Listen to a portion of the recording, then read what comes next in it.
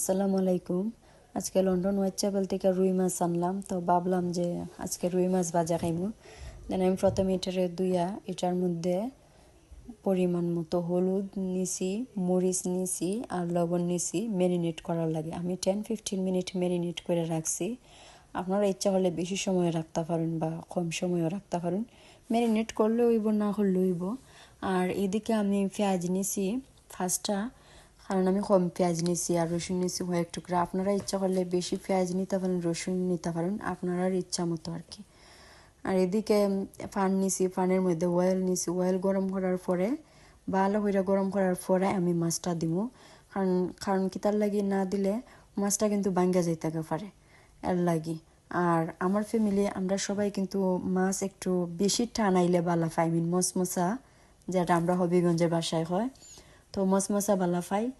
আর হালকা করে রাখলে এটা মানে ভাঙতে পারে, এর লাগে। আর আমি বেশি আরও টানাইছি, যার কারণে আমি হালকাভাবে নাড়ছি যাতে না ভাঙে। আর এটার ক্ষেত্রে কিন্তু আপনারা পারলে অন্য মাছও নিতে পারেন, যেমন ধরুন কই মাছ বা যে কোনো মাছ। বাট আমি এইভাবে বেশিরভাগ রুই মাছটাই বালা পাই, এর লাগে আমি রুই মাছ নিছি। দেন আমি এটা হালকাভাবে তুললে একটা বাটির মধ্যে রাখছি। রাখার পরে এই তেলটার মধ্যে সিম আমি যেটা করছি, এটার মধ্যে মরিচ, ওই যে পেঁয়াজ আর রসুন কুচি আমি এটার মধ্যে দিছি পরিমাণ মতো। তো এটা আমি হালকাভাবে নাইড়া স্যার এটা ব্রাউন কালার হইতে দিব। আবার ব্রাউন কালার না হইলে কিন্তু মানে খাসা খাসা একটা গন্ধ থেকে যাইব। যখন পেঁয়াজ রসুনটা ব্রাউন কালার হইব, তেল বাইরিব, তখনই আমি ওই যে এটার মধ্যে তেজপাতা নিছি।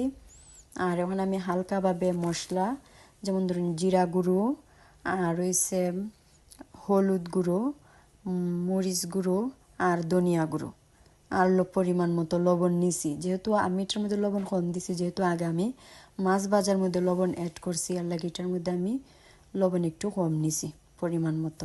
তারপরে নাড়ার পরে যখন একটু এটার মধ্যে তেল বাইরব, তখন আপনি পানি দিবার, একটু পানি দেওয়ার ট্রাই করবেন।